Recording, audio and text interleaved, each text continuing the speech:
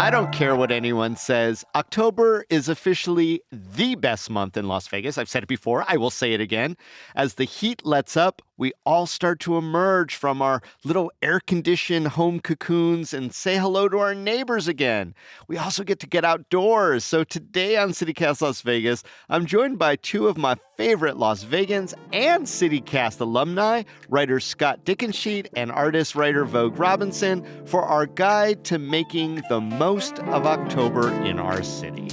It's Wednesday, October 1st. I'm David Figler, and here's what Las Vegas is talking about.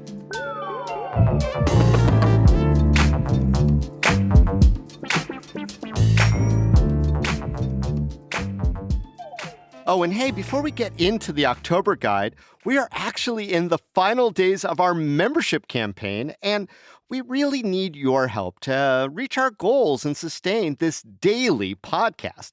You know, CityCast Las Vegas exists to be a good neighbor in our community, and one of the ways we do that is by holding our city accountable. We help you do the same thing by keeping you informed and paying attention to what's happening in local news and behind the scenes, like our recent conversation on the real story and considerations behind the NV Energy rate hikes. So when you become a neighbor, you're helping sustain our journalism by way of conversation that keeps our city honest and connected. And don't forget, we're giving away Neighbors Make Las Vegas totes to anyone who joins this week. So won't you be a good neighbor and join us? Go to membership.citycast.fm and become our neighbor. Scott and Vogue, my old friends and colleagues, welcome to the October guide for Las Vegas. October. All right. I got a woot out of Scott and I got a song out of Vogue. You know, this day has already started out great, but let's let people in on all the insider information about October. And, you know, in other parts of the country, my friends, October is when woodland creatures get ready for their hibernation and the leaves are changing colors. Out here, Rustle. yeah, we're the ones emerging from hibernation, and the only real foliage changes are, you know, like thicker palm trees, maybe. I don't know. How would you describe the vibes in Vegas come October? How would I describe the vibes? The October vibes of Las Vegas, I feel like it's a yawn and like a stretch and then maybe a sprint. I feel like all of the events kind of condense and collapse into themselves over and over again, to where every time you turn your head, there's another event happening because everybody's trying to squeeze into this sweet spot of when people are willing to come outside, the weather is beautiful, and before like Christmas/December season hits and everybody says, circle back. So that's, that's the businessy, artsy way I feel that it is. But but I've heard you refer to it as crispy. I do. It's crisp. It's like, it's a nice bite of an apple. Like, let's get ready. Like there's something juicy inside. How about you, Scott? I think of comfort, frankly.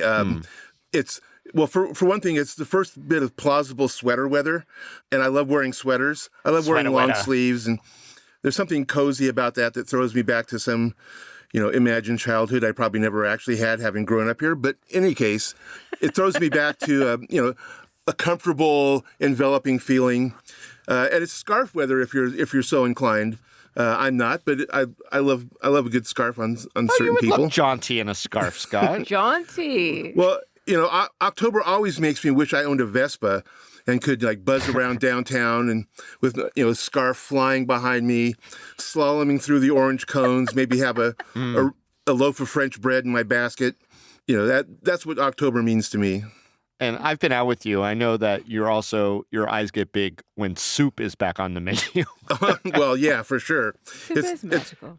It's finally the time of the year when a big bowl of hot liquid seems like a viable meal option. Yeah. I love that it's the time when we're finally ready to leave summer in the rearview mirror and get ready for those hearty meals. Maybe cooked at home, you know, backyard movie, walks, bike rides. I love exploring the city in October. Yes. That is usually just a blur because we're in our little air-conditioned bubbles, zooming down the streets. And October, I'm going to say it's my check in with my downtown neighborhood to see how we're doing. What's changed since last year on foot? That slow roll, you have a good time to talk and reflect. And I don't know, any sort of day trip that comes up, urban or nearby rural, I'm ready for it. And I'm gearing up for Nevada Day, which always holds a special place in my heart. Aw, it's your anniversary. The rest of the world calls it Halloween, but for me, it's always Nevada Day. So, all right. So what are a couple of things that we should probably go or do or buy this month? What do you think, Vogue? Well, as you said, get your booty outside. Get thee to an outdoor space. Do it and do Right? it now. I am a fan of Googling the bougiest parks in town and going to them. I feel like sometimes God bless. you'll get caught up in the park that is nearest to you. Like you stay in your little circle. Get the heck out of your circle. So one of the ones that I want to look at is Exploration Peak Park. It has 3,000 reviews on Google, so that's how you know it's real and it's awesome. Uh-huh. But it's like off of Buffalo and Blue Diamond. They have a Western town playground, you guys. Not that you're going to play on it, but I feel like just to I'm go ready. see it. Don't make any rash assumptions here, Vogue. The Toddler Saloon? It's not a saloon, so they have there's like a spaceship, there's a buggy that they can get on. So instead of like a regular, just like a horse that rocks back and forth, there's like a little buggy you can get in. But yeah, it's in like the mountain's edge area. It has walking trails. There's like water play. There's a fake archaeology pit dig area. So I don't know. I'm taking my nieces and my inner child there. And if you're one of those people who likes to hike, I believe they have like a sort of large peak there They at do. the top of which you have some pretty awesome views of the valley. Yeah, it's like an excellent, I'm used to going to like North Vegas for views, but this is a different side of town where you can still get beautiful views of the city, and maybe a little less light pollution, like the smidge. Maybe a smidge. See, I'm sad that we don't have a lot of parks in my downtown area. We do not. You have to some are close by. Baskin Park is probably the closest. Levitt, Baskin's JC nice. Park isn't bad. It's not too far away. But those magnificent parks that you're talking about, like we recently drove by Hollywood Park off of Hollywood. Beautiful pickleball courts. Come on, pickleball courts and a big dog walk area. And it looked lovely. How about you, Scott? What's a good experience for people for October in Vegas? Well, I'm going to follow up on something you said, which is about day trips. Driving around in the summer is just too dreary. But once the air cools, you can like open your window to let in the scent or to yell at another driver. Yes, either one. There's something about it that sort of heightens, that makes October a good time to do this. So the trip I'm looking forward to is driving out to, the Moapa Overton area via North Shore Road. At the end of that, of course, you skirt through a corner of Valley of Fire, which is always beautiful. Cool. But along the way, there's some really interesting geology along the route there. A cut above the normal stuff that you see out in the run-of-the-mill desert.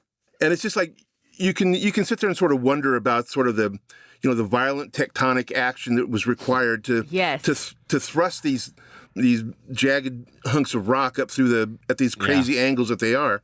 And the magic of water, like whatever the water did to transform the area. Like, did this used to be a river? Were we really underwater? I feel like all of that back is when naughty cool. nature just wilded.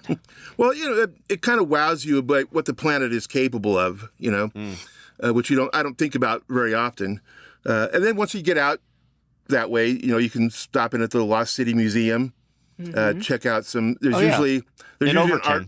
Yeah, there's usually an art exhibit there. There's a lot of good displays of indigenous history and prehistory. If you're hungry, you can go to the Chris Angel-owned Kablip food stop out there. You killed it for me. It sounds like the food disappears.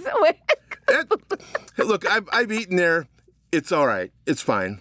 I had a wonderful time. Okay. Well, what a testimonial. Is there like a lot of Chris Angel paraphernalia around? I've never been. Not really, no. Oh, so do you even know that he owns it? Does he like suddenly appear and disappear? There might be a little. I don't know. In a Kablip. I wouldn't have noticed. Pizzazz. Okay. But come on, David. I mean, how high of an expectation do you lug into Overton? So, that there's any food in Overton. Don't do Overton dirty, you guys. They have food. And that's a good tip that, you don't have to worry about like being in a food desert because there's at least some magic there.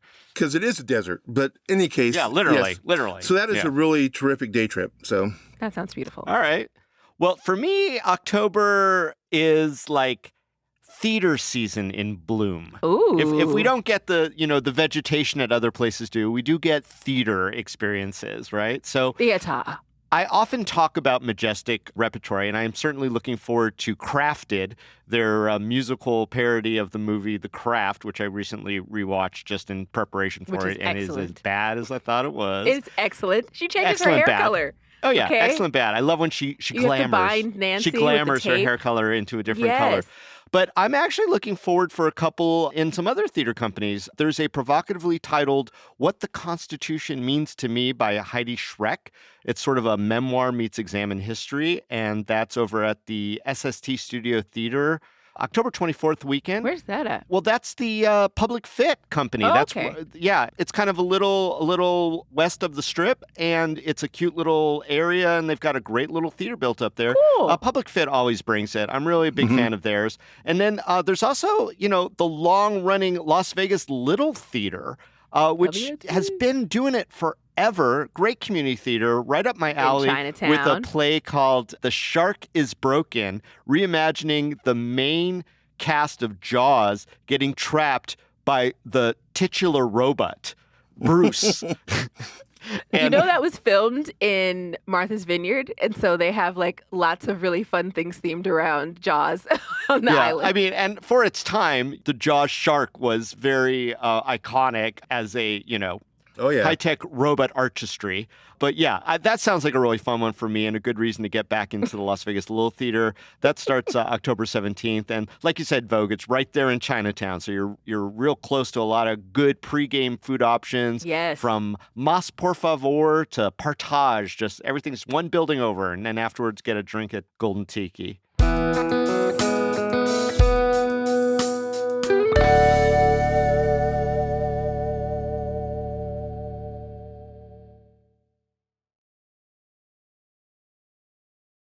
Speaking of food and drink, also good time to explore those offerings in our community. So what are a couple of places where we can get our feed bag and our drink on, Scott? I got two things in mind. One is there's a place out in Henderson called the Coffee Class. And Yes. I'm suggesting this to You're such a big fan of that place. I am a big fan, primarily because they have this awesome patio. And you sit out there and there's this giant spreading mesquite tree, sort of shading the whole area. It's full of birds chattering like they're podcast hosts. What? Disrespectful. Oh, did I say that or just think it? I don't know. Either way, it's accepted. And while you're there, you order the poblano egg bowl, which is, it's got egg and chicken and bacon and a really great poblano sauce, and the brown butter toffee latte. Take my tip on that. So that's one place I will be frequenting in October. All right. And another, in keeping with the idea of comfort food, etc. Out towards Mountain's Edge, there's a place called Locale Italian Eatery, or Locale Italian Restaurant. And my favorite comfort food of all time is spaghetti and meatballs. Yes. And when you go there, Solid choice. you get spaghetti and meatball, a 12-ounce Wagyu beef meatball, a single 12 meatball. ounces? That's more than a pound, Scott. Isn't it? It's not a dinner. It's not a meal. It's a confrontation. Yeah, that's friggin' the size of a softball. It looks like one of those alien pods that's going to like shoot a face hugger all over you because it's just so big, but it's delicious. It's well spiced and seasoned, and so that's some comfort food I'm going to be going back for. Yeah, having a good spaghetti and meatball spot to fall back on is definitely Absolutely. a great October tip. And so, Locale Italian Kitchen. So, Vogue, how about you? What's your food and drink pick? Food and drink. I need food, David. Well, food you can drink, as we have all come to the religion. We are at the religion of food you can drink now. Yeah. At this faithful table, we have to go to the Magic Noodle, which is Chinese hand-pulled noodles. So I go to the Magic Noodle, usually the one on Fort Apache. I sit at the bar so I can watch the guy with the muscles pull the noodles, throw them in the air, make parabolas and figure eights, and then cut all the noodles in this wonderful, entertaining way. And then the order that I get is the Szechuan beef brisket. And that is super delicious. It's a really like rich, robust broth. Every time I take a bite, like I have no regrets. It like warms my spirit. And I'm like, oh. And then I take another bite and I feel the same way again. It's like, there are so many things that disappoint, but that bowl, that bowl of soup and the Magic Noodle never disappoints me. It holds me down. And I also ordered the onion pancakes because Sonia said so, and they're lovely and crisp. Our and they're executive perfect. producer, Sonia Cho Swanson's pick. Yes. Yeah. Well, we recently did a deep bowl dive into ramen and the different kinds of ramen across the valley. So I'm glad you're here advocating for the Magic Noodle Chinese noodles too. Yes. Well, I just like the concept of noodles in a show. I mean, I think that sounds like a great combination. Exactly. I feel like the vibe in there is pretty dope. It's simple. It has kind of a commercial feel. So I'm sure someone who's like very dedicated to authenticity might have some complaints or some qualms, but it's authentically delicious. No regrets. Never. The magic comes with the flavor and not, again, the sudden appearance of Chris Angel. Correct. No kablips. All right. No kablips, David. What about you? What do you love to eat? Thank you for asking me. Well, I'm going to go more with drinking. Because why David Figler. not? Yeah. Well, there's one place that I've been hearing about since it opened. It's called Crush Pad. And that is on the agenda. It's a wine bar. Here's the thing. My wine bar is downtown Garage East. Love it. And there was one of the, I don't know what you call them. They're not bartenders. I guess they're sommeliers. They're all sommeliers over there. Wine connoisseurs who knowers. direct you. And one of the co-owners of this newer place called Crush Pad is named Brian Dinda, and he and his wife have opened up this new spot and immediately hit the ground running. It is the buzz, so much so that they already won Best of at the Las Vegas Weekly annual Best of the City Awards. And we were there because, a little humble, we got the award too for Best Podcast. But I was like, I got to go over to Crush Pad. And so the other day, we were having dinner down at our favorite in the Arts District, one of our favorites in the Arts District. Got to be fair to all the ones that we support. But Main Street Provisions. Oh my God, David, just say what you love. Well, I love Main Street Provisions, but everyone knows I love the other spots down there too. But our waiter was talking about Crush Pad, and we're like, yeah, we got to get out there. And so I looked it up. It's, easy to get to. It's right over there on Sahara and Buffalo. And I'm looking, they got like wine club, book club. They've got all sorts of tours that they take you on. It looks really super cute in there. And then the waiter said, well, here's the inside tip. They do charcuterie and they do it really well. But right next to it is an all-you-can-eat Japanese hot pot spot. That's fun to say. Called Swish. Ooh. And so very affordable, looked amazing. They also have an extensive and impressive sushi menu. So yeah, I think that's going to be the adventure. We're going to go load up on Japanese hot pot and then head on over to Crush Pad and drink our cares away in a likely breezy October.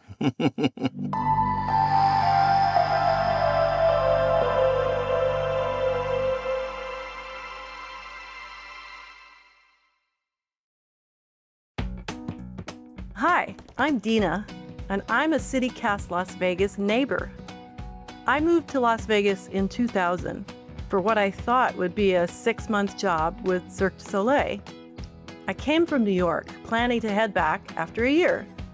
But one show led to another, and 25 years later, here I am, still performing, still calling Vegas home. Like a lot of people who call Vegas home, I've realized that it can be challenging to build community here. It can feel transient. People come and go. But that's why CityCast Las Vegas means so much to me. It's helped grow my love for Las Vegas and helps create a sense of connection in a place where that isn't always easy. I read the newsletter, Hey Las Vegas, every morning because I don't want to miss the stories of the day.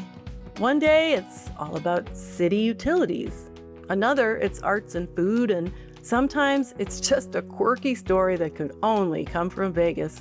I've even learned about new hot dog spots I had to try and hot dog traditions from all around the country. That's why I became a CityCast Las Vegas neighbor, because local voices like this deserve our support. And Vegas deserves a news source that feels like ours. You can become a neighbor too at membership.citycast.fm. You know, we all know that you love our monthly guides, so don't forget, as we are here in the last few days of our campaign, how important your participation is. You know, here at CityCast, we're committed to living in our city on purpose. That means we're engaged with all the things that make Las Vegas, Las Vegas, from where to get the best hot dogs in town to vital issues like affordable housing and the impact of extreme heat, from keeping our eyes on projects like the Tesla tunnels or serious sit-downs with important leaders in our community like the new school district superintendent and our congressional representatives. If we've helped you feel more connected and proud to call this place home, become a CityCast Las Vegas neighbor. Your support keeps the city's stories alive. Become a CityCast neighbor at membership.citycast.fm or find the link in the show notes. All right, y'all, we are moving through so much to do in October. October really is a great month. I do It's call the it my best. favorite month. Yes. Yeah. It's the best. So we like to end our guides to each month with what we call the kicker. And Yeah. by kicker, I mean, you know, if you had to pick one event that you are going to make time for this month, what is it? Where will you see Vogue Robinson or Scott Dickensheets or David Figler out and about in October? Vogue, why don't you go first? But I'll be everywhere. You will be everywhere, but you got to pick one. Okay, biggie. well, it would be trash to not to not acknowledge that October also is the time that we in Las Vegas celebrate Pride Month. So we have our parade in October. And so on October 10th, the Las Vegas Pride Parade, which I believe starts in the downtown area, is going to pop off. And so there'll be lots of joy, celebrations, and then hopefully some activism happening all throughout, some other activations during the day leading up to our Pride Parade. But ain't nobody trying to parade in June, July. So Right. I have friends who like fly out to San Francisco for their Pride and come back. But, you know, that you end up being a person who has, it's like being a child of divorce. Where you go to San Francisco for one Pride for your Yeah. mommy's Pride. My and you Pride come back to mommy Vegas. lives in Vegas is your Pride daddy. June. My Pride daddy lives in October. Correct.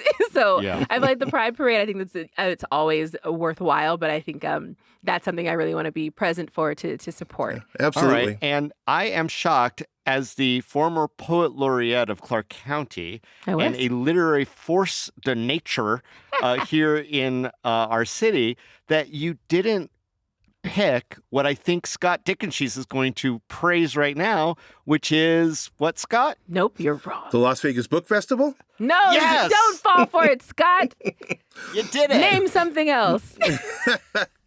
Well, I think Dave looked at my email before this taping, so he sort of rigged that. But yes, the dedicated crew of book sommeliers, if you will, at the at the book festival, of which I'm a member. I'm part of the programming committee. So As am I. As Vogue used to be. I have been. So we all know what a great event it is. This year's keynote speaker is Taylor Jenkins Reid, and I know like my daughter-in-law's book club is all a flutter about this. A flutter, yeah. A flutter, a Twitter, everything that can show excitement. Aghast. So, but there's a wide variety of panel discussions and book types represented from, there'll be panels on nature writing and Las Vegas fiction and romance and mystery. So it's going to be something for everyone, a lot of kids stuff to do.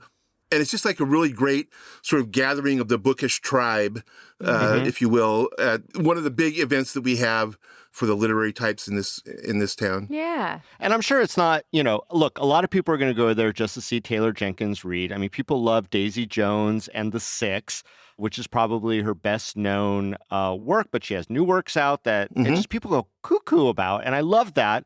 But I love that that's like the bait to draw you in. And then you get to check out all the other authors who have come from far and wide and also local to kind of share not just their insights about book writing and stuff, but their works themselves. Absolutely. We'll have two former governors on stage talking about their books, Bob Miller and Richard Bryan. So yeah. And we'll have what promises to be a really rousing panel on politics and religion. So if you have some thoughts on that, definitely be present for that. If you want to practice before the rest of the holiday season gets in.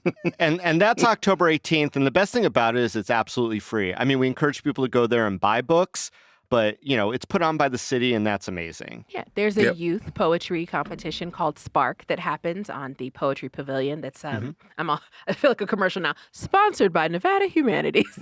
So it's right downtown at the historic Fifth Street Schoolhouse. They're going to have tents up. You've got the indoor area. So it's just there's some food trucks that show up there usually. Just a fun, self-contained day. And, I like to say that that's the one weekend, and then the very next weekend you go over to UNLV and do their annual art walk, which is kind of the art version of the Book Fest. And you just kind of cruise around the campus, also free, and there's also plenty to see there. I'm going to come up with a kicker that people don't associate with me because I'm not a big fan of Halloween. I don't buy into the spooky season. I do call Halloween Nevada Day real, actual, instead of Halloween. I'm not, look, I'll hand out the candy if the kids come to the house, but sometimes I'll intentionally darken it because I just don't want to deal with it. Although they're so cute. I'm torn. Why do you hate kids, David? Bah humbug, David. Bah humbug. Well, what's the Halloween? Boo humbug. Boo Thank you. humbug. That's a Vogue Robinson credit right there. All right. So spooky season, not for me, but I am going to make an exception for a night at the opera at the magnificent City of Las Vegas Cultural Center, Charleston Heights, over there on Charleston and Brush Street. So the Vegas City Opera is presenting a program called Scream Queens, Opera in the Scary Movies. That's going to be on October 10th. I love that space. I love that venue. I love that staff. And this event is a mashup of, they're going to actually show clips from scary works like Squid Game and Stranger Things and Resident Evil and Rosemary's Baby, while the operatic talent will be hitting us with vocals from the songs most famous from those artistic works. So I love Charleston Heights. It's always worth checking out what's coming up. And what a fun mashup that is for October. Opera and screaming. Love it. That sounds like an intense experience, David.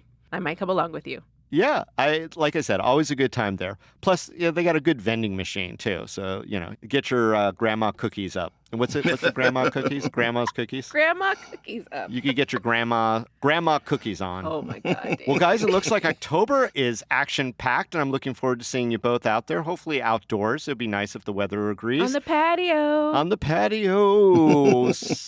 Vogue and Scott, thank you so much for joining us for this Guide to October on CityCast Las Vegas. Thanks for having us. Thanks, David. Thanks for reuniting us, by the way. Reunited, and it feels so good. It's great to see you, Vogue. Let's meet at the coffee class sometime.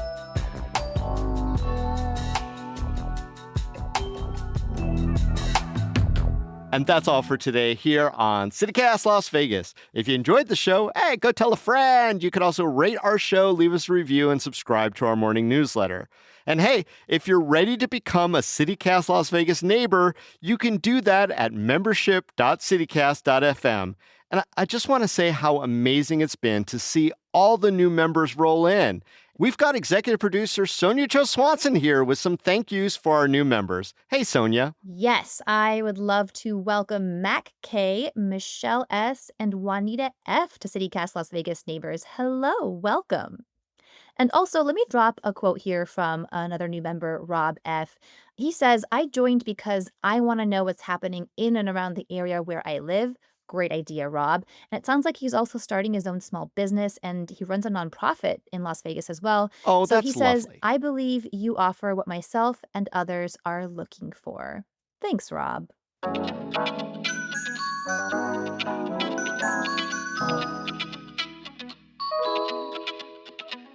So support this show and get some great perks by becoming a CityCast Las Vegas neighbor at membership.citycast.fm. We'll be back tomorrow morning with more news from around the city. Till then, stay lucky.